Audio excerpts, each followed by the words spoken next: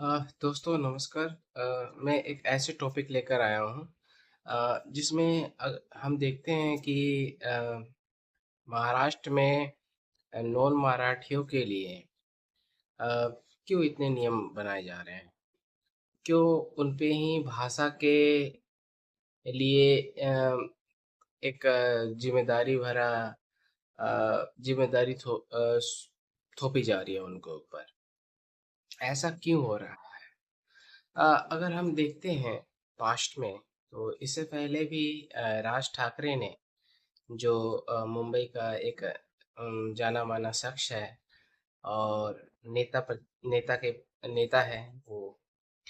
तो इससे भी पहले नॉन मराठियों खासकर बिहारियों पर वो अ, हमला करवाता है, उसके साथ मारपीट करवाता है और अपना ताकत प्रदर्शित करता है कि देखो मैं मुंबई का एक बहुत बड़ा डॉन हूँ, गुंडा हूँ या बहुत बड़ा जो भी हूँ, मैं मुंबई का एक सर्वेसर्वा हूँ।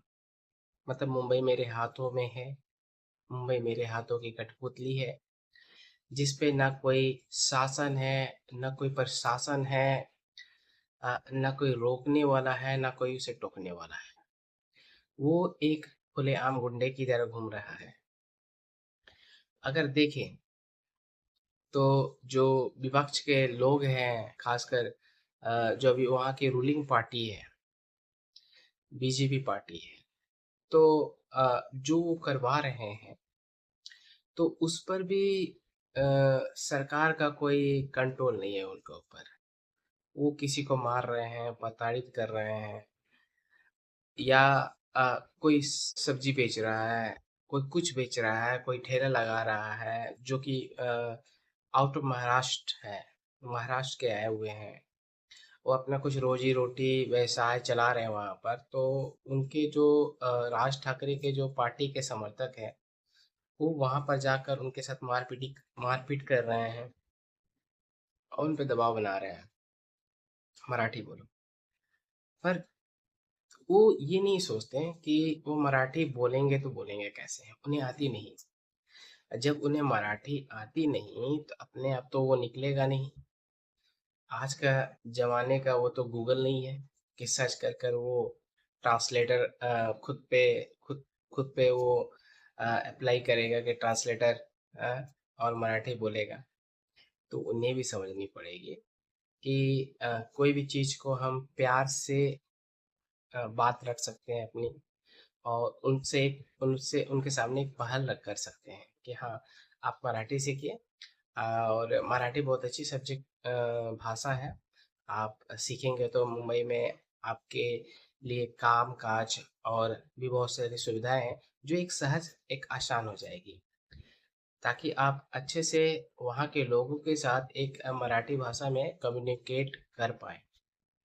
तो इस तरह से अपनी बातें रखनी पड़ेगी उन्हें। और मैं बहुत दिनों से ये सुनता आ रहा था कि महाराष्ट्र में खासकर नॉन मराठियों के लिए इतने सारे नियम लगाए जा रहे हैं, उनके ऊपर अत्याचार किया जा रहा है, मारा जा रहा है, पीटा जा रहा है। मतलब कि उनके जो रोजी-रोटी जो कमाने गए हैं, मतलब एक तरह से बोले तो नाक में उनके दम कर दिया गया है। रोजी-रोटी नहीं कर पा रहे हैं सही से। वो भय के माहौल में रह रहे हैं, डर रहे हैं। सोच रहे हैं कि वो मुंबई छोड़कर अपने गाँव चले जाएँ, घर चले जाएँ। तो बहुत सारे ऐसे उनके मन में ख़्याल आ रहे हैं। तो मैं बहुत सारे वीडियो देखता हूँ, देख रहा हूँ, लोग तरह-तरह की वीडियो बना रहे हैं। महाराष्ट्र में किस तरह अत्याचार हो रहा है नॉन मराठियों के ऊपर, और ये राज ठाकरे की पार्टी ऐसा क्यों कर रही है? कारण क्या है? तो जहाँ तक मेरे विचार से कारण यही नज़र आती है, चाहे सोच कर, चाहे बहुत सारे समीकरण करके, अ, एक ही कारण नज़र आ रहा है कि वहाँ का जो अभी बीएमसी का चुनाव होने वाला है, लोगों जो खासकर वहाँ के जो मराठी लोग हैं, उनका ध्यान आकर्षित करने के लिए ये पार्टी वहाँ की जो है राज ठाकरे की पार्टी, वो कर रही है। एमएनएस पार्टी जो भी है, वो ऐसा कर रही है। वो सोच रही है कि जो जितने भी मराठी लोग हैं, क्योंकि मुंबई में मराठी लोगों की तादाद ज़्यादा है। नॉन मराठी की अपेक्षा। तो वो सोच रहे हैं कि जितने भी मराठी लोग हैं, अगर मैं ऐसा करता हूँ तो वो मेरे पक्ष में वोट देंगे, मेरा समर्थन करेंगे। इस तरह वो सोच रहे हैं कि जो वहाँ का मत है, सारा मत जो मराठियों का है वो अपनी झोली में डाल लेंगे। भैया तो इससे कुछ तो होने वाला है नहीं, क्योंकि वहाँ के लोग देख रहे हैं, समझ रहे हैं, जान रहे हैं ये पार्टी क्या कर रही है, इनका इंटेंशन क्या है, इनका अ, इनका पर्पस क्या है। अगर अत्याचार कर रहे हैं तो वहाँ के जो पार्ट मराठी लोग हैं वो देख रहे हैं कि एमएनएस पार्टी किस तरह वहाँ पर अत्याचार कर रही है। खासकर मराठियों के ऊपर भी अत्याचार हुआ है।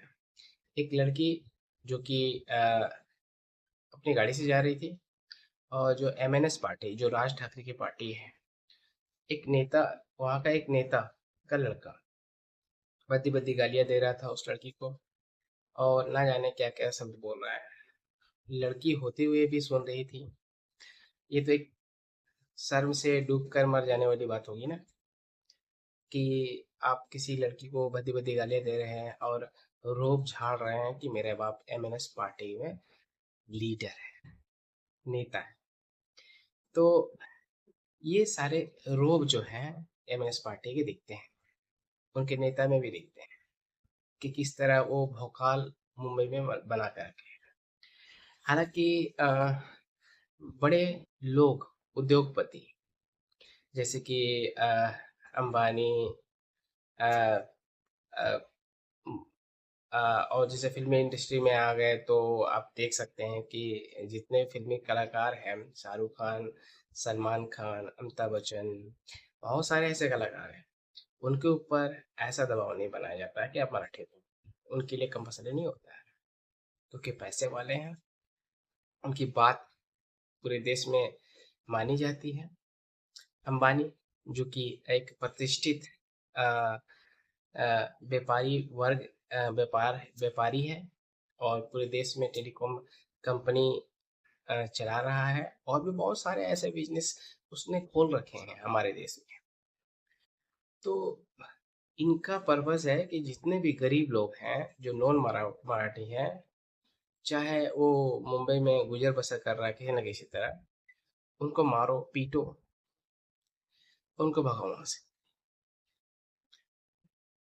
ये करने का मकसद एक ही है कि मराठी लोगों का इंटेंशन पाना, वोट में 100% मतदान अपनी झोली में डालना।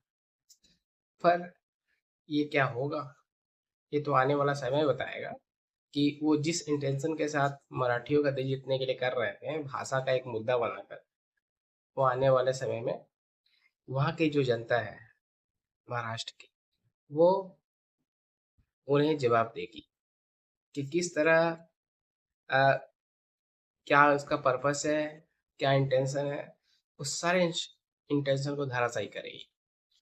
तो देखते हैं आने वाले समय में पता चलेगा हमें कि महाराष्ट्र में क्या होने वाला है। पर जो भी है, ये जो कर रहे हैं, ये हित अपने हित के लिए कर रहे हैं, अपने पार्टी को राइजिंग करने के लिए कर रहे हैं। तो ऐसे लोग अगर बहुत सारे हो जाएं तो देश का सत्यानाश होने में देर नहीं लगेगा, ऐसे थिंकिंग के लोग। और दूसरे स्टेट में भी ऐसे ऐसे लोग हैं जो अपना नियम, अपना कानून, एक अपना देश बनाने का डिमांड तक रख चुके हैं। अब मैं क्या ही नाम लूँ, आप लोग समझ सकते हैं, न्यूज़ देखते हैं तो आप लोगों को पता ही होगा। अभी कुछ दिन पहले सुनने में आया था कि जो स्टालिन है मुख्यमंत्री, एक रुपया को चेंज करके एक नया अपना चिन्ह, रुपया रुपया का चिन्ह के बदले एक नया चिन्ह लागू करना करवा रहे थे। तो कहने का मतलब है, आप भैया 5 साल के लिए मुख्यमंत्री हो, फिर कोई दूसरा आएगा, फिर वो अपना नियम बनाएगा, फिर तीसरा आएगा, फिर वो अपना नियम बनाएगा। अगर सब नियम बनाते रहे तो संविधान की ऐसी की तैसी आप लोग कर रहे हो, संविधान को मतलब मान नहीं रहे हो। देश हमारा संविधान से चलता है, कोई नियम कानून इस देश में है ही नहीं, इसका मतलब अगर ऐसा होता रहे तो, इसीलिए ऐसे लोगों पर सख्त संविधान को, कानून को एक कदम उठाना चाहिए, ताकि ऐसा सोचने से पहले, ऐसा कृत्य लागू करने से पहले ये सोचे सोच। हमारे देश को का जो कानून है बहुत दृढ़ मजबूत और करने की ज़रूरत है, ताकि एक कानून बना रहे और उस पर सारा देश के लोग विश्वास करें और उसका पालन करें, ताकि देश की गरिमा बनी रहे। तो इसी शब्दों के साथ मैं आप सभी के को अलविदा कहना चाहूँगा, और अगर ये वीडियो मेरा अच्छा लगे तो प्लीज़ लाइक एंड सब्सक्राइब कीजिए, मुझे मोटिवेट करिए, ताकि मैं एक नया वीडियो फिर से लेकर आऊँ, और ताकि आप अगर सब्सक्राइब किए रहें तो आपको मेरा वीडियो शो हो। तो इसी के साथ मैं जाना चाहूँगा। जय हिंद, वंदे मातरम।